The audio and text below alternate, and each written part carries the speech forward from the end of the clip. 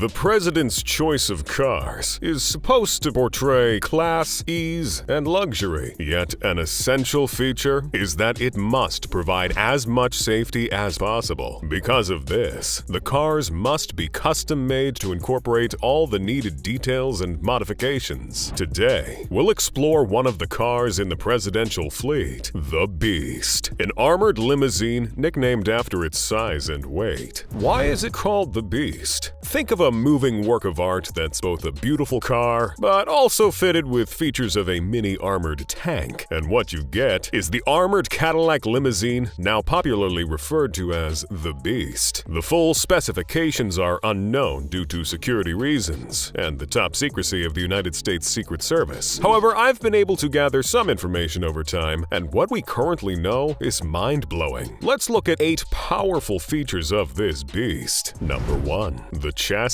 The beautiful, shiny black exterior of this car masks its military-grade abilities. It is a case of bulletproof fittings taken to the highest level possible. The chassis consists of a combination of different materials, including ceramic, aluminum, glass, and steel. These include 8-inch thick military-grade armored plates, bulletproof glass, and fenders. This mighty fortification means the car can withstand multiple direct assaults. Also, in the event of bombs going off within its vicinity, there are reinforced steel pores that can cushion the impact of an explosion. Number 2. The tires. They are larger than the wheels of a regular car, but this is no regular car, and these are no regular tires. You know how you puncture a tire and have to make a stop to change it? The president's entourage cannot afford the luxury of that time and risk, so these tires are reinforced to be shred and puncture resistant. And even if they do get struck by something, they can continue to travel for hours at optimum speed. Their steel rims give extra strength and protection, while also giving off some nice aesthetics. Number 3. The interior. Stepping into the Beast will usher you into a luxurious and spacious enclave. Yet this car's interior is beyond legroom, fine leather, cloth, and wood. It is divided into 2 major compartments, the driver's side and the passenger's side. This partitioning is done with a glass sheet and provides much-needed privacy and protection in the event of emergencies. There are 2 rows of seats in the passenger section, with the president's seat on the front row. Right beside it is another seat for a special guest. These 2 seats are partitioned with a foldable desk. The row behind the president can accommodate about 3 to 4 people on a bench, facing the rear side of the vehicle. Number 4. Medical supplies. This car is a moving ambulance. In case you're guessing why, all you need to know is that the Secret Service always stays prepared for emergencies. Aside from traveling with an entourage that includes medical personnel, this armored vehicle also contains a compartment for medical supplies. This includes medical tools, materials, and equipment, including the president's blood type,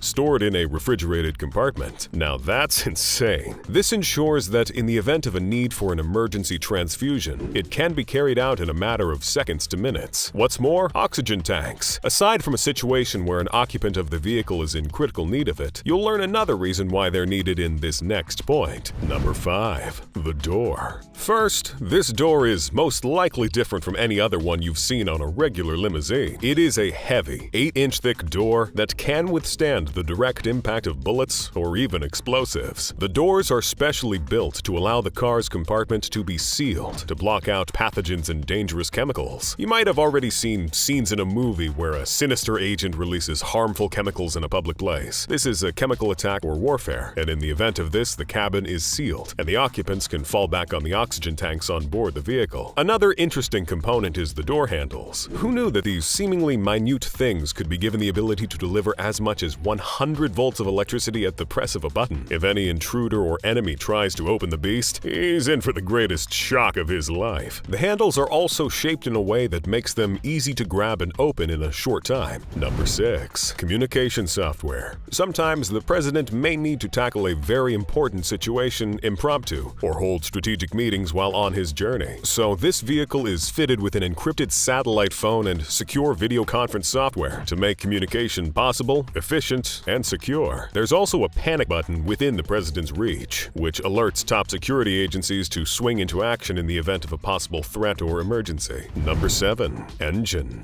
This car has the engine of a truck. It seems to be fitted with the same high-grade engines used by the the rugged, heavy-duty vehicles produced by General Motors. This makes this car a true beast, camouflaged by an aesthetic exterior. It also uses diesel, which is an excellent choice due to its availability, low volatility, and easy maintenance. Diesel is less likely to explode in the event of leakage compared to regular gasoline. However, even the possibility of catching fire has been catered for, as you will see shortly. Number 8. The fuel tank. A sort of foamy enclosure is used to create some cushioning around the tank. This ensures that even if its armor plating is punctured, there will be no leakages that can lead to an explosion. And in the event of an explosion, there are firefighters on board. Yes, you heard that right. More on that soon. Additional security features. An onboard fire suppression system with fitted fire extinguishers that go off immediately if there's the slightest hint of a fire in the fuel compartment. Tear gas launchers to scare away an imposing or potentially dangerous crowd. Grenade launchers and loaded shotguns. A smoke screen to hide the vehicles and facilitate quick maneuvering and escape. Bulletproof truck bed with armored plates underneath the vehicle to protect from bombs and grenades. No window can be wound down, except the one on the driver's side, which winds down to a maximum of just 3 inches to communicate with security officials when necessary. 9 cameras on the bonnet, with top-tier night vision. A jet that sprays oil on the road from behind to make it slippery for any car chasing the beast.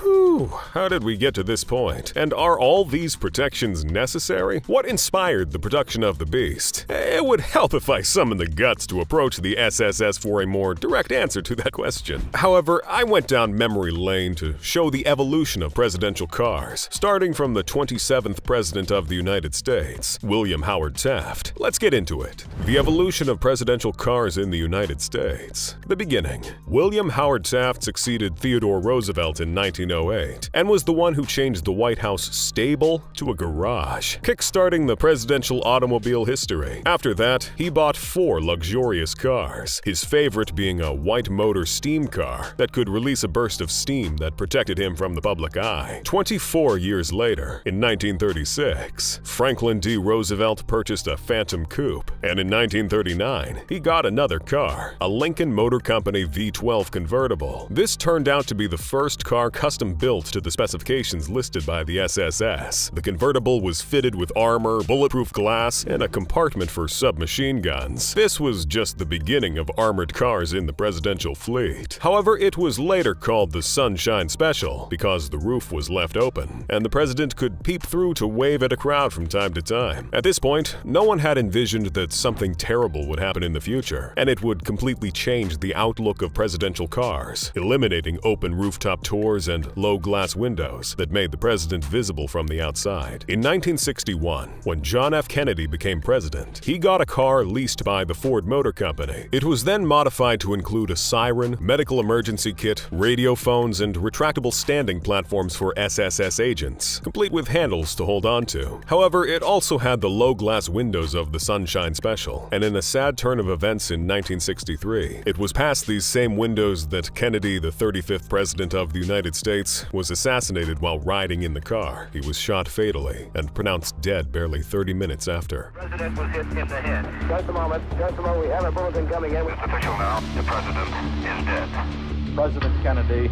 died at 1 p.m. After the assassination, the car was tagged Death Car. Where is it today? Is it in a museum or the garage of a wealthy collector? Let's look into this. What happened to the Death Car? Following the assassination, there was a massive collaboration between the Secret Service, Hess and Eisenhart, Ford Engineers, PPG Industries, and the United States Army Materials and Mechanic Research Center to destroy car parts and refurbish the limousine. This total overhaul produced a vehicle that became a presidential favorite in the years after it was finished. It received the following features: a powerful engine and transmission system, puncture-resistant tires made with aluminum and specially coated with rubber, a padded fuel tank to prevent leakage and fire outbreak, telecommunications equipment, glass windows resistant to bullets, titanium armor. It was called the X100 and was used by multiple presidents until 1977, when it ceased to be used. The Henry Ford Museum now houses it. Fast forward to 2001. During the tenure of George W. Bush, Bush, the SSS faced a challenge due to two major issues. One, Cadillac had ceased to produce cars worthy of use as presidential limousines. Two, the modifications requested by the Secret Service had overwhelmed the previous presidential cars, leading to brakes with short lifespans and epileptic transmissions. So the Research and Development Unit of General Motors took up the incredible task of creating a car that would meet up with security standards. It was called the Cadillac DeVille, with features like run-flat tires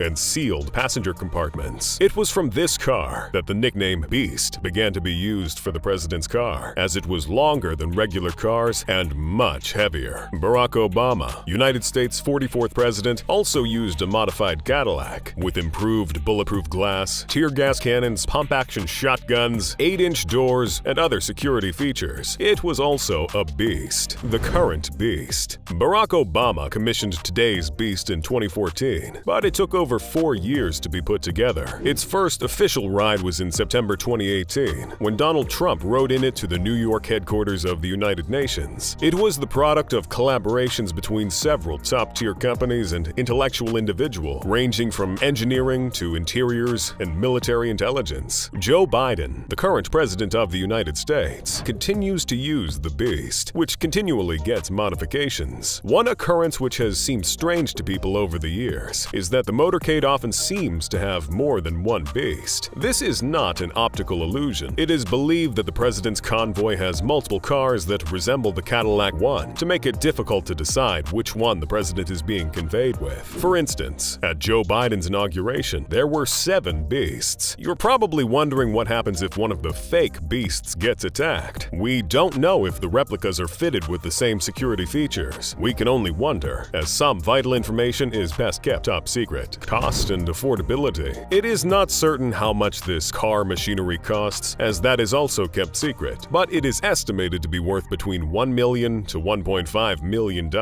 Unfortunately, even the wealthiest people do not have the privilege of owning the Beast. You can't just walk into a Cadillac workshop and spray billions of dollars around to request for this car to be made. It is for the presidency only, and rightly so. That's it for today. What's your favorite security feature in the Beast? And what features do you think need to be added? Let me know in the comment section.